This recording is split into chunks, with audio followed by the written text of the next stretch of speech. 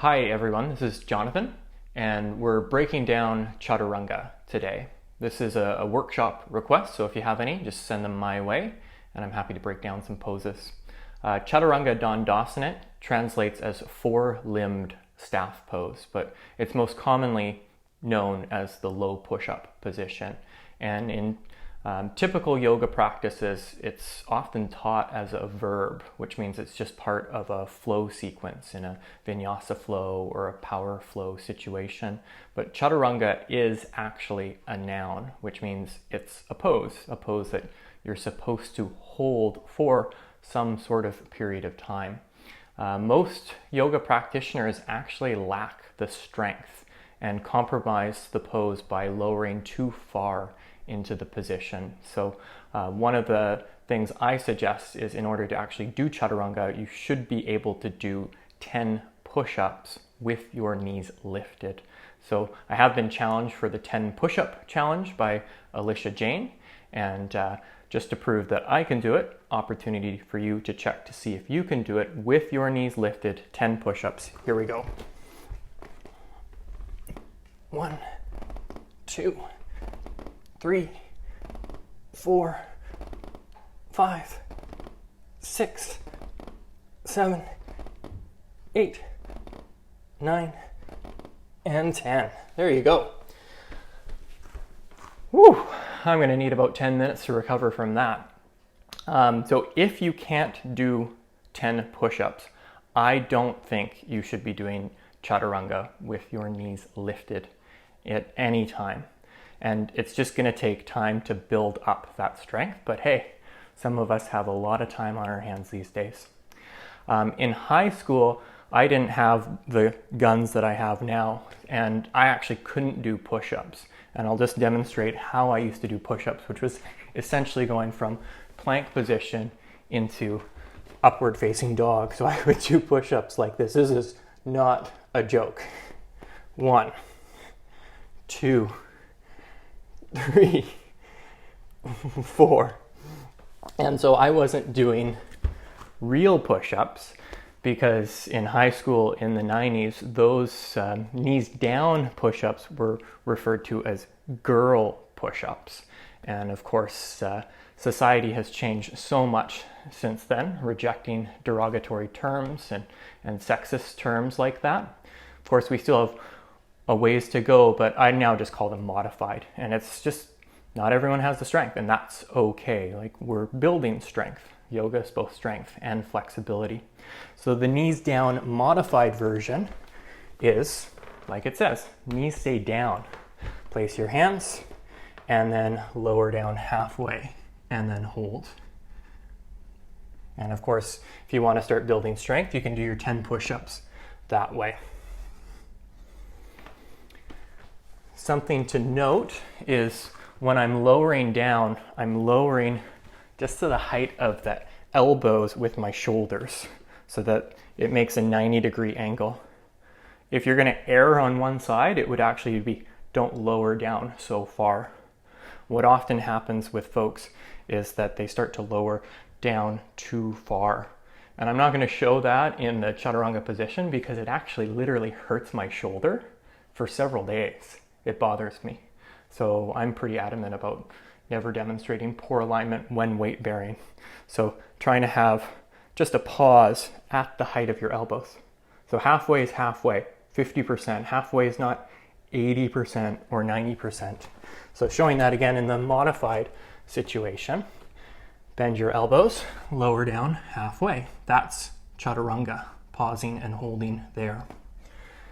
Another common question is, how close should the elbows be? And does anyone remember yoga classes when you'd go to a live class and be instructed by a teacher? We used to do those in the past, where there'd be a lot of people in the room. It could be 10, 20. Sometimes I've been in rooms where it's 50 to 70 people in the room. And you'll often hear a yoga instructor say, lower down into Chaturanga, keep your elbows close to your side body. And that instruction is great, especially for the person who's doing push-ups the sort of standard old way, which is elbows out to the side. So doing a push-up like this. So just another way to do push-ups, a bit more common in a gym environment. The downside of those push-ups is it can put a little bit more strain on the rotator cuff muscles. So harnessing more chest strength and tricep strength is hugging your elbows in. Now, if someone is doing their chaturanga like this, the instruction of hug your elbows in helps them move it in, move it in, move it in. The problem is when it's a generic instruction like that, if you're already doing great form and then you hear hug your elbows in, you hug your elbows in even more. And then the next class you hear it again, you go like, oh, I thought my elbows were in. You hug them in even more. And then pretty soon you're squeezing your elbows in. And what I see, I'll do it with the knees down, is that you're propping the body up with the elbows, which is an entirely other yoga pose that you can do, but it's not Chaturanga Dandasana. So just to be clear, if you ever end up in a situation where there's multiple people being instructed, not every instruction is meant for you. When you hear the term hug your elbows in, you may already be doing that and don't need to hug your elbows in even more.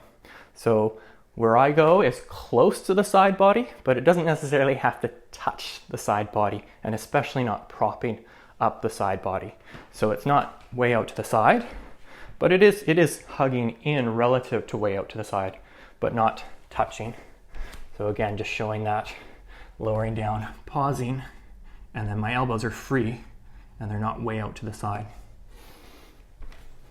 That's my rant on that one. Next stage is to go modified version, lower down, pause, hold, and then the opportunity is to lift your knees, lower your knees, and lift back up. So showing that, knees down, lower down halfway, tuck the toes, lift the knees, pause and hold, lower the knees, and lift back up.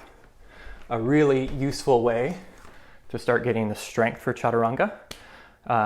What I often see is people just hoping that they're going to get chaturanga. So they're just like, okay, here we go. And then lower all the way down. Next position is from this prone position on the belly. So place your hands alongside your chest and then move your elbows over your wrists and lift your shoulders as high as your elbows. Tuck your toes under, lift the knees and the thighs. And then one option is just to try to push down to lift up. Not everyone's going to be able to do that. So you just push down, build the strength in your arms. The leg strength is going to be there. And then next option is to try to lift 5 centimeters with your chest and your hips.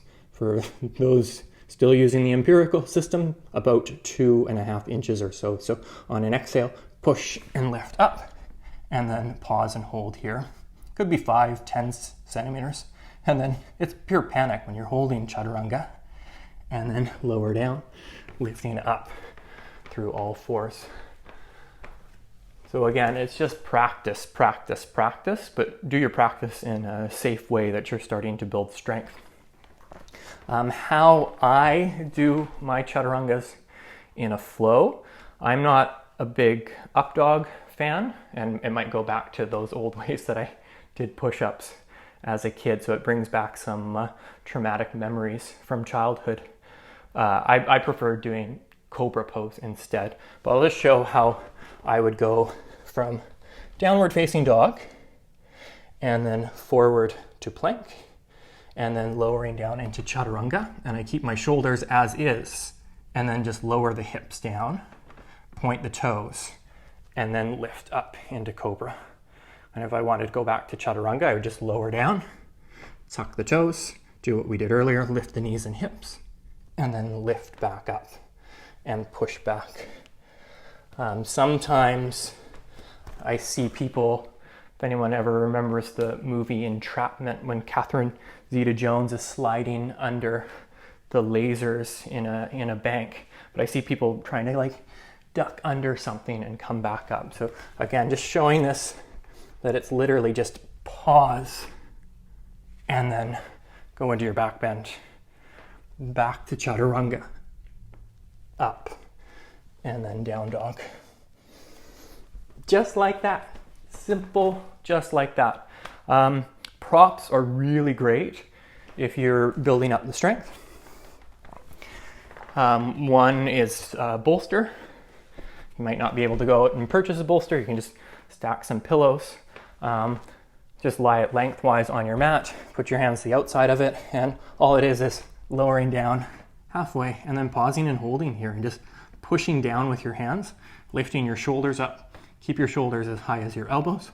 Hold strong, and then test to see if you can come all the way back up. So it's just a modified push-up in the sense that you get a little bit of rest at the bottom, but still maintain some level of engagement. Another one is a strap. You might have to get creative with a belt, but how the strap works is you could loop it around just above your elbows, so the shoulder side of your elbows. Have it slightly wider than your shoulders just to make up the distance of wrapping around the arms themselves. And then starting in plank pose, bend your elbows lower down, and then the strap actually holds you in this position. Like I could stay here probably 5 times longer than a regular chaturanga position. So being clear that it's not my elbows that are propping up the body. The elbows are out to the side, but the strap is then propping up the body, and it feels actually really, really great. Great way to get the form. You could also turn it into a flow where you go into cobra or upward facing dog and back to downward facing dog. And then last is just getting creative with blocks. So these foam blocks that I have 3 heights. I'll use 2 of the heights. So first would be placing 2 of them near the front of your mat at the highest height. And then it's going to be actually to stop the shoulders from going lower than the elbows. So I'll show that here, hands slightly behind them. Step back, and then lower down, and then pause there. And then just noticing if you're someone who gets the hips up too high or drops the hips too low. So find the place that feels good. That's most important. It's not necessarily what someone else's pose looks like. What makes you feel powerful and strong. Another option is just 1 block. I'd say second setting is probably pretty good.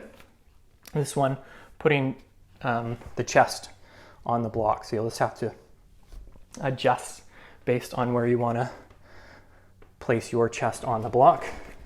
But demonstrating here. And again, you can use the modified version with your knees down, but bending down and then pausing. And it takes a lot of the weight off. Gives me the opportunity to hold the shoulders back, push down with the arms, and then lift back up. There's so much tri-step strength that's required for chaturanga. And then the last one is putting the blocks, I'd say probably the second highest setting, but towards the middle of your mat and looking to prop up the side of your pelvis, upper thigh area. So just showing that one. Of course, you could use 5 blocks and prop everything up, and then it becomes Restorative Chaturanga, which is fantastic. New craze.